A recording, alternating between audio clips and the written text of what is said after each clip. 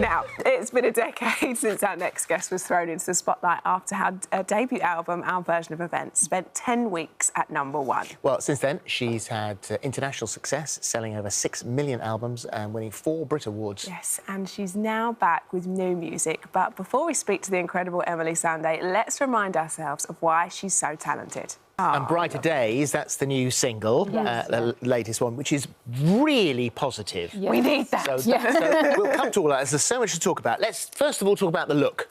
Yes. Because the hair's gone. Yes. So what's that? Well, a few years ago, I just really felt compelled to get as natural and as real as possible. And I loved the look. You know, it was when I first moved down to London, it was exciting to dye my hair and do something different. But after a few years, I wanted to try something else. And I just wanted to be as natural and let my natural curls come out. And I really went on this hair journey of my own. And it feels nice just to kind of step out and say, this is who I am. A lot of people miss the hair. People say, why don't you do it blonde again? I love this. I love this. Oh, thank you, It feels so nice just to wake up and be myself, get on stage and not feel like I'm being somebody else. So it feels and it's easier too. Oh, exactly. A lot less painful as well. We'll take that. So Phillip just touched on there your latest single, Brighter Days. It's the song that we need at the minute, isn't it? It's a song full of hope, which, after the past couple of years, that's the sort of music that we all need to listen to. Yeah. I mean, for me, especially these past 2 years, this is when I've been making the album, making new music, and I wanted to make sure that what I was doing and giving was helpful in ways. You know, you'd see how much the country was pulling together, all the frontline workers, and I thought, as a musician, how can I do something that is actually healing as well? Yes. And that's what I wanted to do with this song, you know, with the whole album, but this song in particular. Well, the album's due in May, I think, isn't it? So this is a child of lockdown. This is you. You're lucky enough because you've got your own studio, I think, at home. Yeah. So that's got to be great for your head because we were all looking for things to, thankfully, you know, we could be here. Yes. But there were so many people that couldn't and were stuck in. Yeah. And for you, your outlet was being positive, reflective, but the thought of coming out the other side. Yeah, I mean, music was it was a therapy to me. It was, you know, it really saved me in this time because, one, it gave me something to focus on, somewhere to put all of that energy, all the anxiety, all the worry, just to kind of really focus on a project and do something I loved in my home. I just feel so fortunate to have been able to do it. We all sort of needed to find that little purpose, didn't we? And a lot of us, if we were fortunate enough to be working from home, luckily enough, but we needed mentally that sort of real focus and that sort of reason again, didn't we? And with music, you know, it's beautiful because we can connect. It's something that connects the whole world. So I never felt completely detached from everybody because I was always thinking, OK, eventually someone will hear this, or how is this going to be on stage? And having that connection with other people, or at least the thought of it in the future, really kept me sane.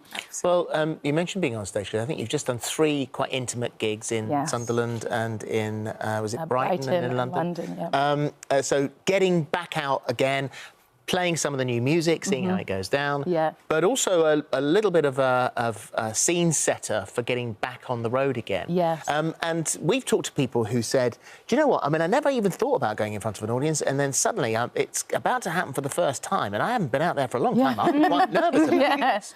Yeah, I mean, it really, up until, you know, the gigs were getting closer, I didn't realise what this break has done, because when you're in the routine of performing, it becomes second nature. Of course. So, and especially these shows, they were all just at the piano. And kind of like the hair, I just wanted to start and really connect from a roots level.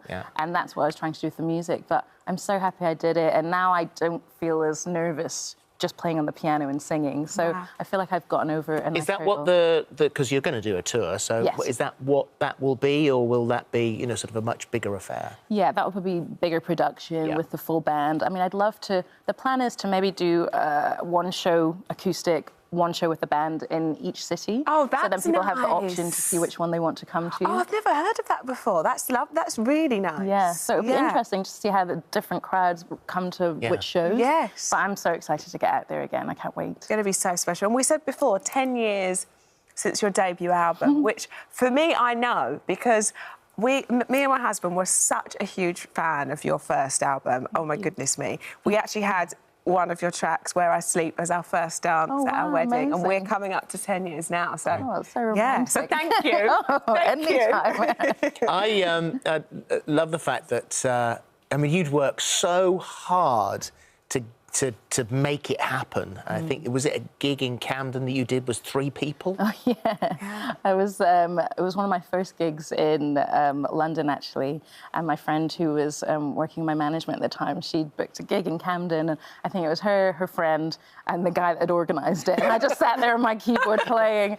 So you have to think back to those times, because it's not, you know, I think from the outside it can look like an overnight success, but there's all the little things that go on in between, and even though, you know, it was a bit disheartening, it's still experience. Character building. You know, yeah, exactly. And would you think it was the Olympics that, you know, sort of that ceremony that was the, say, overnight success? You'd worked a long time, so that suddenly a lot more people knew you, but that's where it was. Yeah, I think that definitely, I mean, around 2012 was an amazing year. But, you know, winning the Brits Critics' Choice and slowly then the song with Professor Green, it was kind of this nice build-up into it.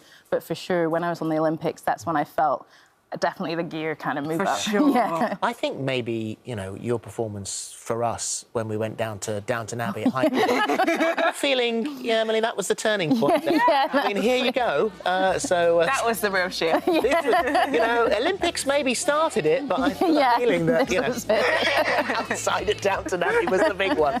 And you say also that family is everything. And it's your 3-year-old nephew who is maybe showing signs of perhaps a bit of performing in the future? Oh, for sure. I mean, the world is a stage to him. He's amazing. And he's been there. I mean, even before he'd been born, he was hearing the music, hearing the album being made.